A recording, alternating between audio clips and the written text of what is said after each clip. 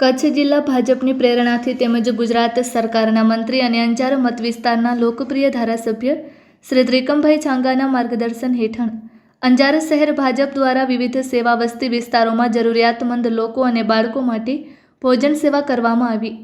અંજાર શહેર ભાજપ દ્વારા વરસાદની પરિસ્થિતિને ધ્યાનમાં રાખી આ સેવા યજ્ઞ સાથે શ્રમ યજ્ઞ પણ સાથે યોજવામાં આવેલ હતો.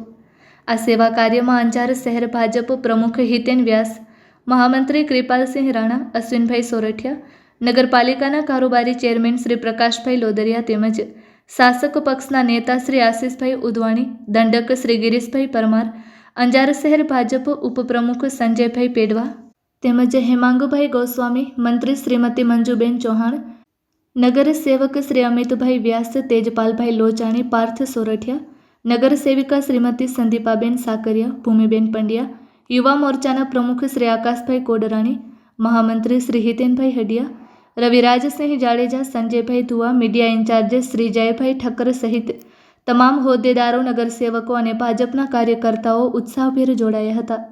અંજાર શહેર ભાજપે આ કાર્ય માનવ સેવા એ જ પ્રથમ સેવાનો સુંદર સંદેશ આપ્યો છે. Report by Bharti Makhijani, Anjar.